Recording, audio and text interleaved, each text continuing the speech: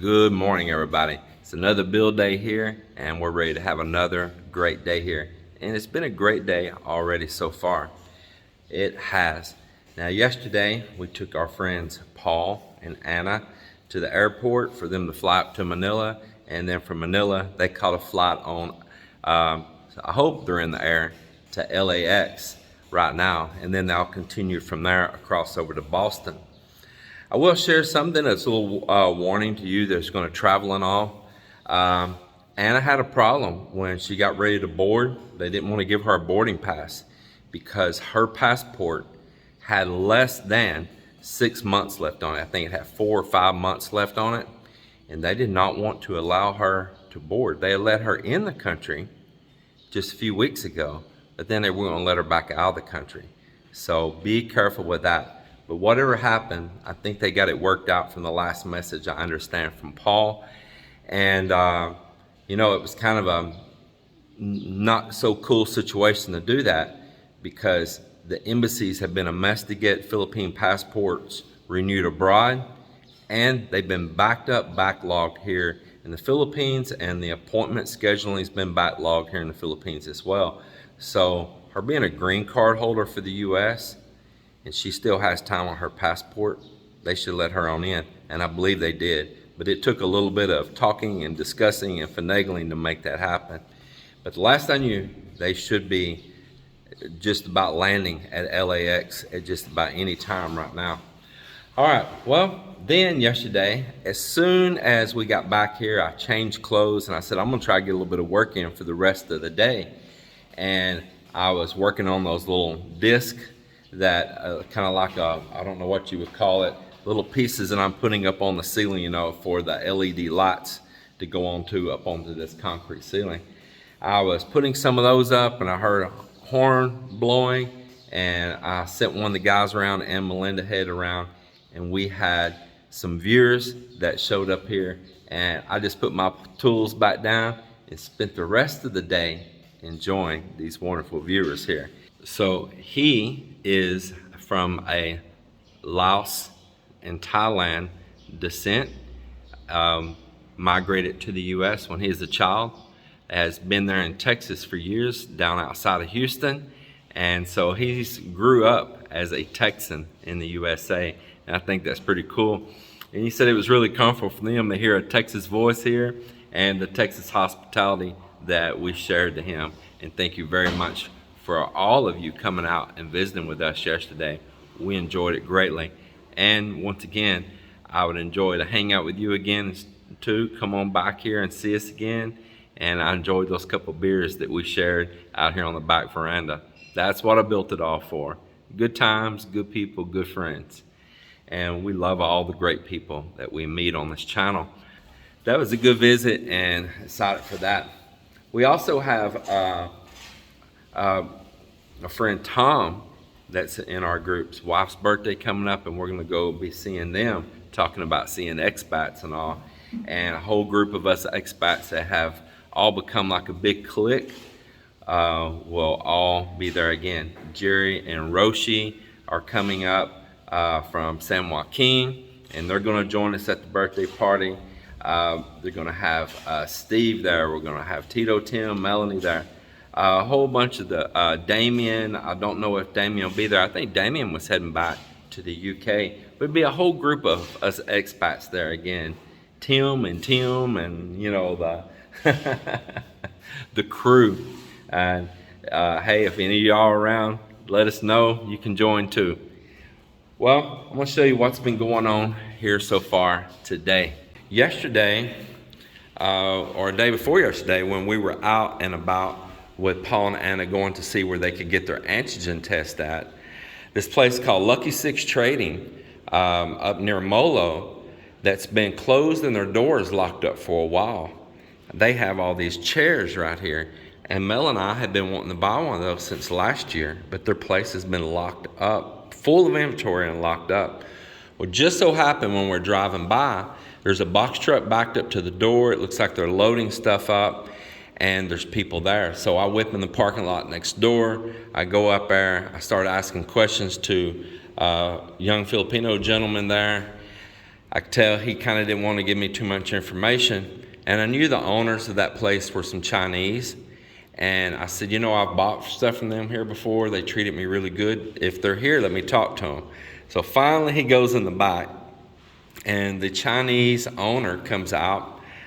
Turns out they're setting up a new location over in Haro. I don't know why they're giving up on that location they were at. They had a really nice setup. But they're moving everything. And I made a deal with him on this chair. He kind of hit me for a little bit of a high price to start with. And we already knew the price. We had priced them back a couple years ago. And I said, you know, you don't have to haul it. You don't have to move it. All you got to do is just sell it and it go on its way, because we really wanted this chair. And they have a double one that we would like to have also. And so he did. He came back with a very generous offer for us to buy it right then and load it up. I mean, a very generous offer. And we bought the chair for way less than we thought that we were going to get it for. So that was some lucky stuff right there. This will probably sit outside on the veranda here. And we're still hoping to get a double and have a double one up here as well. We're going to create little nooks around this place where people can sit, relax, enjoy, little quiet spots and stuff.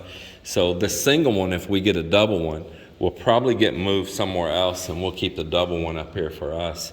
But I'm really liking this a lot. So we set it inside right now, try to just keep it clean.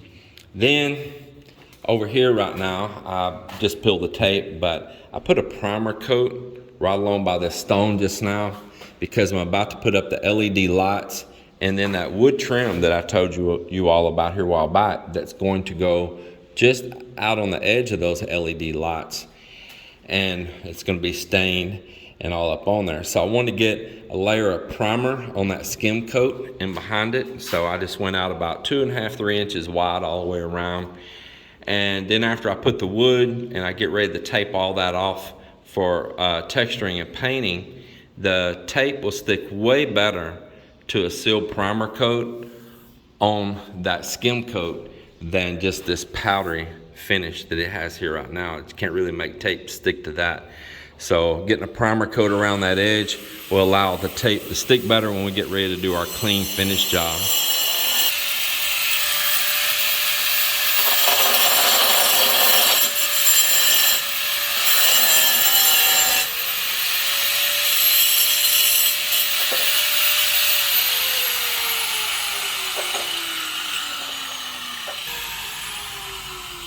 And over here by our master bedroom, out our little side door off of it and all there, Ambin is doing the stonework cladding up the middle there on it, and it looks like he's cutting a piece to go around that electrical box there right now. So that's moving right along, and he's always doing good work on it. Absolutely good work. We know it'll turn out nice. He did a really nice job all across the back of the house here. I just think it's beautiful. We're really loving it.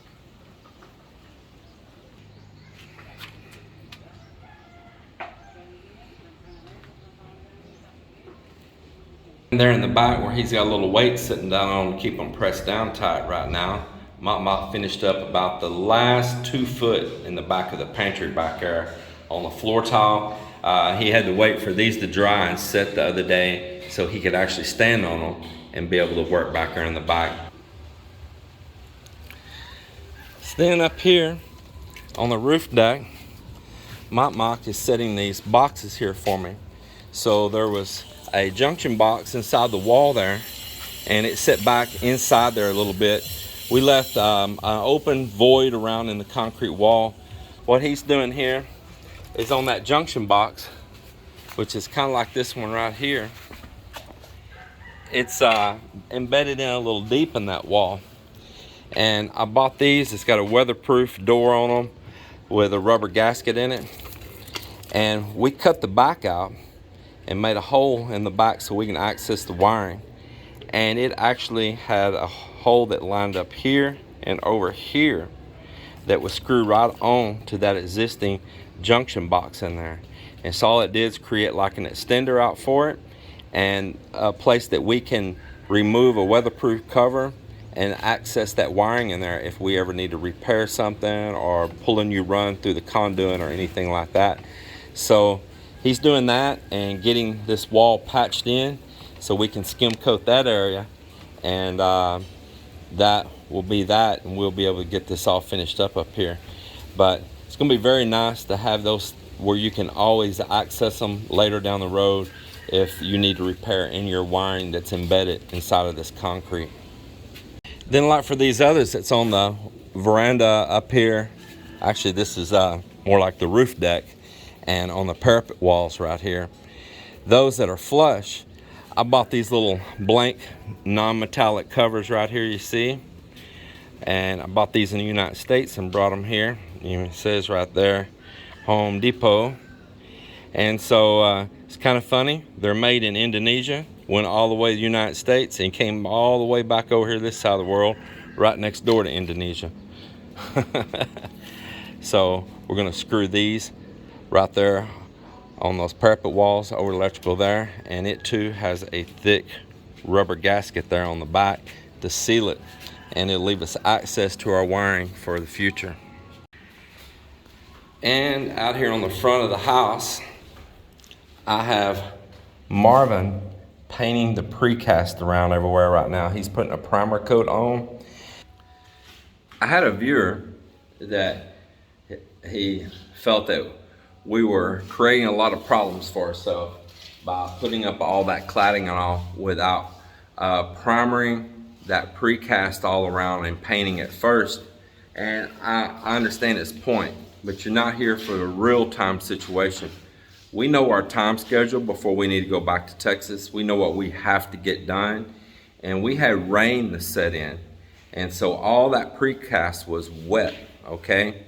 And the wet concrete wall's okay. We need it damp anyway, because that works better putting your adhesives on for your stone cladding and all your tiling to go on there. But we didn't need the precast wet and try to primer paint over it. We needed it dry. And so if we were going to lose all of that time of getting that cladding on, waiting for a dry opportunity to paint the precast, well then we're going to be really delayed on getting some stuff done here on this. So it's a judgment call you have to make sometimes.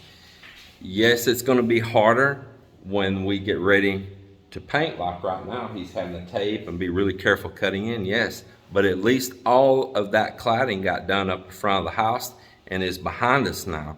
And now it's pretty days here again, it's not raining, and we're able to get that primer done.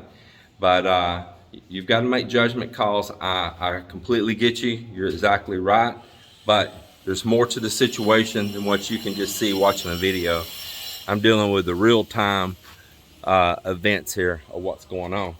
Now, say like right here on these, I'll get him on around here primering these on up and getting them sealed and everything. It's not a problem here now, but it was a problem then. But we needed to get all the cladding up we can, and we need to make time on it, and so that's what we did.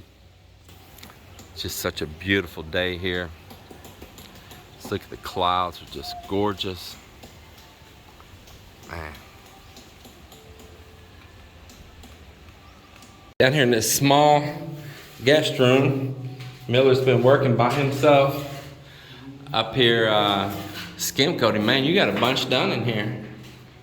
Hey, now you see that place like right there, that area? If you'll take that wide tool and go this way with it, you can bring that up and down out. Okay, yep. Same thing like these places like this here. Bring that tool this way, this way, this way. Use the wide one. But getting that skim coated out and try to get all we can done on these rooms down here too for this trip.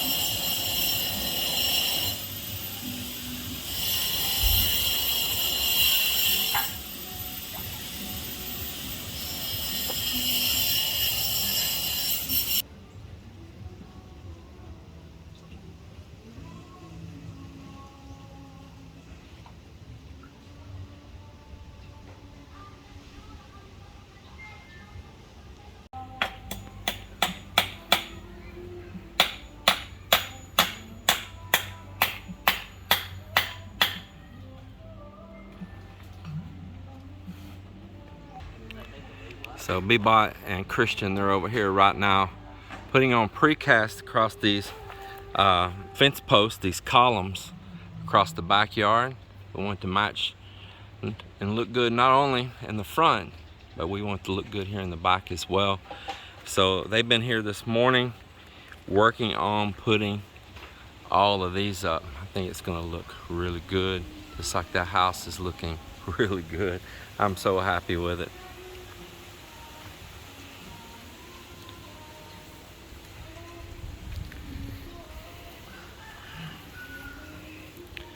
Melinda's got stuff just growing here everywhere. This is taro, and she will dig these up every once in a while, get the roots, and they cook stuff with that root. And if you hadn't had it, it is absolutely delicious. And this is the drain pipe coming off of our hand well pump, so all the extra water that splashes and when people rinse off their feet and different things, it makes it wet here, and that's exactly what that taro likes. She's also got some, I believe this is bitter gourd she's got growing right here, if I'm not mistaken. I'm pretty sure this is bitter gourd. She made her a little lattice work. And my bananas are doing really great over here as well. She got some more papaya, some young ones growing. She got a young one growing here, young one here. She's got more here, more different flowers. I see she's got some climbing spinach growing here. She's got squash growing out here. She's got more spinach, cancun. She's got all kinds of stuff growing all across here. She has squash growing out across this back here.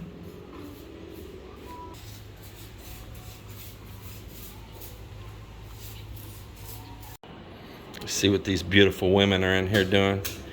Are you making, oh, those are not hard boiled, are they? Are you making potato salad? Yeah. That one's gonna have a little yolk in it, huh? Yeah. Yeah, they're gonna have to boil a little longer. Yeah.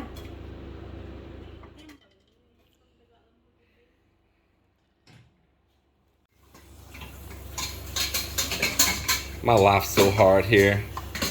I have to look at all these pretty girls every day. Oh my goodness. Oh my goodness. Ooh, Melly. Hey, look at her wearing Texas Rangers today. Supporting, huh? Yeah. I'm proud to be a Texas girl. Are you? I think so. You really do like being a Texas girl. She really is a proud Texan. You see, I bought, because I love their stuff, I bought that boots. I have a boots here. This is my cowgirl boots. That's your cowgirl boots. Don't walk in those. You're going to cut your foot open. I think your foot's a long ways from fitting in there. So if y'all want to know what this is that she's cooking this chicken inside of here, you see. If you do know, just write in the comments. This is what they'll call a turbo. And it's like a big glass pot. Some of them are ceramic. And it has this heating element in the top. It radiates down. And it's almost just like an oven. These work a lot like an air fryer, don't they? Yes, that's how you see the juice come down. Melinda had used this a lot when she worked in Singapore before, and she just kept on saying all the time, we need to get a turbo, we need to get a turbo, we need to get a turbo. And then when I looked up the turbos, they compared and competed with air fryers. And she wanted one of these, and we bought this, what, a couple months ago? Yes.